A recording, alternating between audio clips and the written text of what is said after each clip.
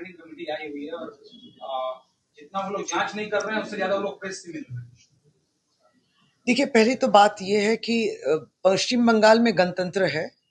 इसका दृष्टांत, इसका उदाहरण इस बात से है कि ये जो फैक्ट फाइंडिंग कमेटी है, दरअसल ये तो भाजपा के कुछ प्रतिनिधि आ रहे हैं, तो एक राजनीतिक डेलीगेशन है ये, और वो आके बंगाल आएंगे, घूमेंगे और देखेंगे। लेकिन जब हमारी डेलीगेशन, तृणमूल कांग्रेस के प्रतिनिधि जब उत्तर प्रदेश पहुंचने की कोशिश की, हाथरस, या जब त्रिपुरा जाने की कोशिश की, जब असम में जाने की कोशिश की, तब उनको रोका गया।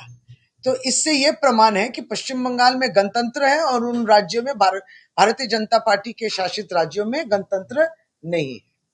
दूसरी बात, सच्चाई क्या है? सच्चाई ये है कि कलकत्ता पुलिस 12 घंटे जब गुजरे कि वो कंप्लेंट आया, आरोप आया, उन आरोपियों को पकड़ा, 3 लोगों को पकड़ा और उनको पुलिस ने कस्टडी में लिया। जांच पड़ताल शुरू हुई समय अनुसार और जो पीड़िता है उसकी स्टेटमेंट भी रिकॉर्ड की गई। इन लोगों से मोबाइल वगैरह उठवा लिया गया। उसके बाद जो गार्ड है उसको भी अरेस्ट किया गया और इसी दौरान 9 मेंबर, कोलकाता पुलिस के पुलिस आधिकारिक को लेके 9 मेंबरों का भी टीम शुरू हुआ है, जिसको कहते हैं स्पेशल इन्वेस्टिगेशन टीम, और ये टीम कर रही है। यही असली सच्चाई है, ये तत्परता और काम चल रहा है। क्योंकि जो पीड़िता है उसके फैमिली मेंबर्स ने भी ये कहा है कि जिस तरीके से वो आश्वस्त हुए हैं कि जिस तरीके से कलकत्ता पुलिस काम कर रही है, इससे वो उनको आश्वासन मिला है कि उसकी बेटी को न्याय मिलेगा। और यूं तक भी जब नेशनल कमीशन फॉर वुमेन आया तो उन्होंने इनकार कर दिया उनसे मिलने। अब ये सब है असली सच्चाई। अब ये सच्चाई जो है, ये फैक्ट फाइंडिंग कमेटी के जो लोग आए हैं, इनकी असली सच्चाई क्या है? कौन लोग आए हैं? बिप्लब देब, मनन मिश्रा, सत्यपाल सिंह और मीनाक्षी लेखी। इनकी सच्चाई क्या है?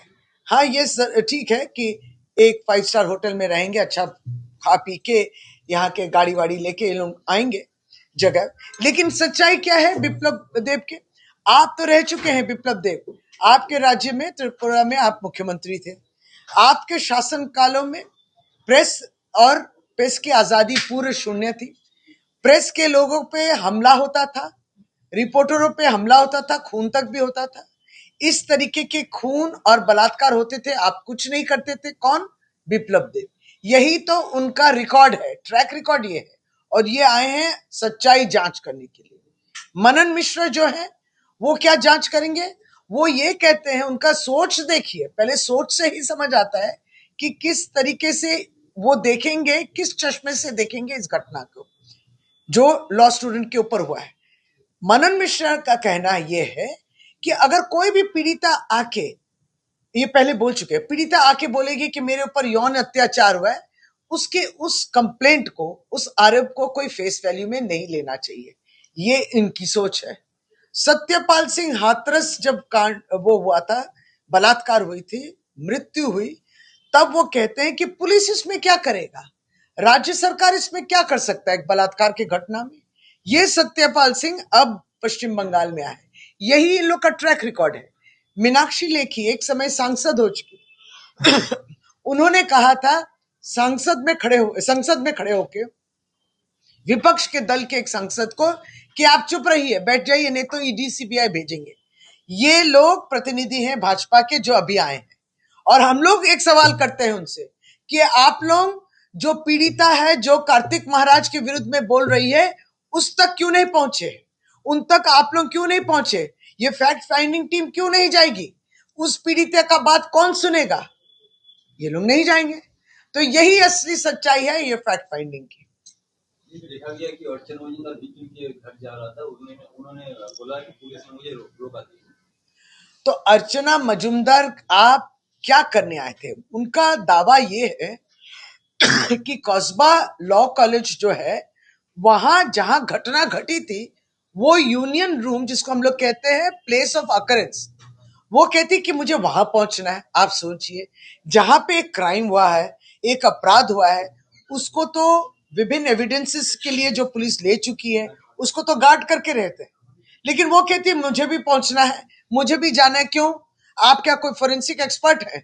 ना आप क्या पुलिस के तरफ से आए हैं? आप तो नेशनल कमीशन फॉर वुमेन के तरफ से आए। आपको मालूम पड़ना चाहिए कि कानून ये कहता है कि प्लेस ऑफ अकरेंस को गार्ड किया जाता है। फिर वो कहती है कि मुझे पीड़िता से मिलना, पीड़िता के फैमिली मेंबर्स बोल रहे हैं कि हमको नहीं मिलना है, इनकार कर रहे हैं। तो ये सब उनको समझना है ना, वो जोर जबरन जाएगी। ये सब जो है ये लोग आते हैं सिर्फ मीडिया को दिखाने के लिए, कुछ अफराह आप लोग को गुमराह करने के लिए, आपके माध्यम से लोगों को गुमराह करने के लिए, सच्चाई जो हो रहा है उसको छुपाने के लिए और जो है बदनाम करने के लिए। यही इन लोग का काम है, इसके लिए उनको तनख्वाह दी जाती है।